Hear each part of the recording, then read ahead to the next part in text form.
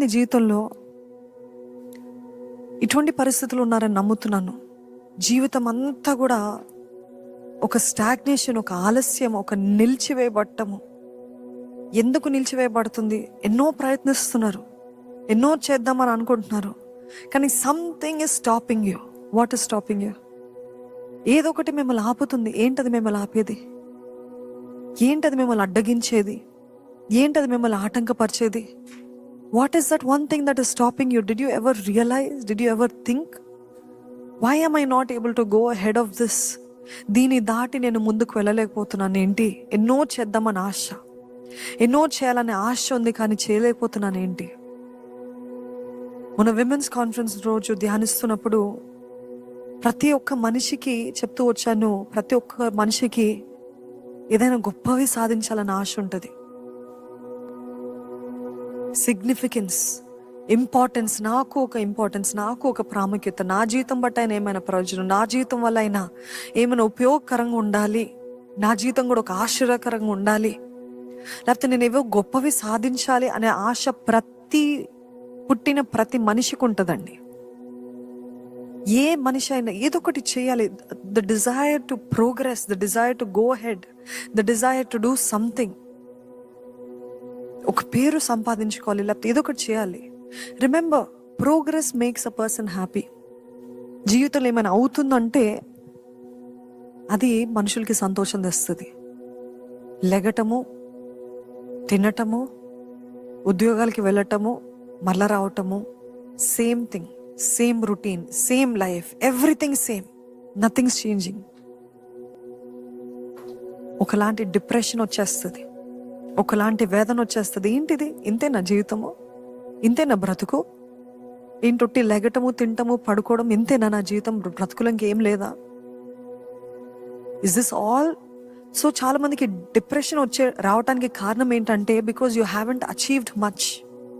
ఏదో చేద్దాం అనుకొని ఏది చేయకుండా, నాకు సాధించాలని ఆశ ఉంది కానీ సాధించలేకపోతున్నాను, ప్రయత్నించాలని ఆశ ఉంది కానీ ప్రయత్నించలేకపోతున్నాను, ప్రయత్నిస్తున్నాను కానీ జయం పొందుకోలేకపోతున్నాను. ఈ విషయం బట్టి నాకు ఎంతో బాధ కలుగుతుంది. నా జీవితం ఒక రొటీన్ లాగా అయిపోతుంది, నా జీవితం ఒక అంధకారము. సాధించడమే కాదు, ఒక కార్యము జరుగుతుందని ఆశపడుతున్నాను కానీ ఆ కార్యం జరగట్లేదు. దేవుడు వాగ్దానం ఇచ్చాడు కానీ దాని నెరవేర్పు నేను చూడట్లేదు అనే పరిస్థితుల్లో ఉన్నారా? చూడండి, బెతెస్దా కొనేరు దగ్గర యేసు ప్రభు వెళ్ళి ఆ మనుషుని అడుగుతాడు. ఆయనను అడిగినప్పుడు ఆ పరాలిసిస్ లేకపోతే పారాలిటిక్ మ్యాన్ అడిగినప్పుడు, ఇదిగో నువ్వు స్వస్థ పడగోరుచున్నావా? Do you desire to be healed?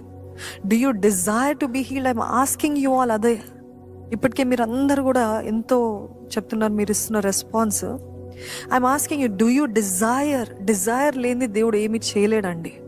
ఆ బెతెస్దా కొనేరు దగ్గరికి వెళ్ళి, ఆ మనిషి దగ్గరికి వెళ్ళి అడుగుతూ, దేవా ఇదిగో నువ్వు స్వస్థపడాలని ఆశపడుతున్నావా అంటే ఆయన ఈ వంక చెప్తున్నాడు, ఆ వంక చెప్తున్నాడు.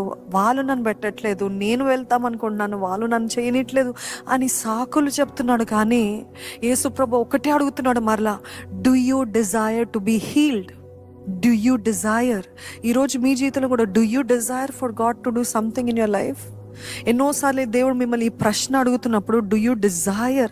ఇది నీ జీవితంలో కావాలని ఆశపడుతున్నావా అని అంటే, ప్రభా నా తల్లిదండ్రులు నన్ను చేయనీలేదు ప్రభా, ప్రభా నా కుటుంబస్తులు ఈ రీతిగా ఉన్నారు ప్రభా, ప్రభా నాకు క్వాలిఫికేషన్ లేదు ప్రభా, ప్రభా నాకు నేర్పరి లేదు ప్రభా, ప్రభా నాకు ఇది లేదు ప్రభా అని సాకులు వంకలే ఇస్తున్నారు. కానీ నిజంగా దేవుడు ఈరోజు మీతో నేరుగా చూసి, do you desire to go excel in your life? Do you desire God to open doors in your life? Do you desire God to do something in your life అని ఆశ దేవుడు మిమ్మల్ని అడుగుతున్నప్పుడు, మీరు ఆ సాకులు ఈ వంకలు కాదు కానీ నిజంగా అవును ప్రభా ఐ డిజైర్ అని చెప్పగలుగుతారా? ఈ సాకులు కాదు, ఈ మనుషులు కాదు, వీరు చేయలేదని కాదు. నీకు ఆశ ఉందా? నీకు ఆశ ఉందా ముందుకు వెళ్ళాలని? నీకు ఆశ ఉందా దేవుడు ఏమైనా చేయాలని? నీకు ఆశ ఉందా అడ్డుబండలు, అడ్డుగోడలు, ఆ తలుపులు తెరవబడాలి, అడ్డుగోడలు కూల్చివేయబడాలని? ఎంతో మంది జీవితంలో నిజంగా ఒక గోడలే, పెద్ద పెద్ద గోడలే, పెద్దగున్నా అంట, ఎరుకో గోడ లాంటి పరిస్థితులంట, తలుపులంట మూసివేయబడి ఉన్నాయి. అడ్డుబండలంట, చేద్దామంటే ఇంత పెద్ద రాయి ఎలాగ దాటి వెళ్ళాలి? ఇటువంటి పరిస్థితుల్లో మీరు ఉన్నారేమో. అడ్డుబండలు, అడ్డుగోడలు, తలుపులు మూసివేయబట్టము. కానీ దేవుడికి అసాధ్యమైనది ఏమైనా కలదా? మార్గము తెరిచి అద్భుతకరుడండి. He's a way maker, he's a miracle worker. నిజంగా ఆయన సన్నిధిలో డిజైర్ ఉన్నట్లయితే, I have the desire, I want God to do something in my life అన్నట్లయితే దేవుడు చేస్తాడు. చాలా మందికి కోపం లేదు. ఏ విషయంలో కోపము? మనుషుల పైన కాదు. నేను అనేది, ఎందుకు నా జీవితం ఇట్లుంది? Sometimes you have to be really aggressive. Sometimes you really have to be aggressive. I want God to do something in my life అని. Name it. కోప్పడాలంట, స్థితిగతులు బట్టి కోప్పడాలంట, అగ్రెసివ్గా ఉండాలంట. ఏముందిలే జీవితం, అంతే కదా, ఇంతే కదా అని మీరు నిర్ణయాలు చేయకండి, మీరు బిరుదులు ఇచ్చేయకండి. Don't come to conclusions. You have to fight, you have to be aggressive. No, I need to see it. I need to see God working in my life. I need to. ఇన్ని సంవత్సరాలు జరిగింది, ఈ సంవత్సరం ఆయన జరగాలి అని ఆశ ఉంది. యేసుప్రభు మరలా గుర్తు చేస్తున్నాను, అడుగుతున్నాడు, ఏంటి నీకు ఆశ ఉందా? స్వస్థపడగోరుచున్నావా? వాళ్ళని అడగలేదు, ఎవరిని అడగలేదు, ఆ వ్యక్తిని అడిగాడు. 39 సంవత్సరాలు ఇక్కడే ఉన్నావు కదా, ఇంకా నీకు ఆశ లేదా?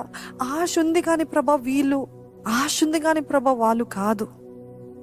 ఈరోజు దేవుడు అదే అడుగుతున్నప్పుడు నేరుగా దేవుని చూసి చెప్పండి, అవును ప్రభా, I'm here, I'm submitting. Do something in my life, do something in my life.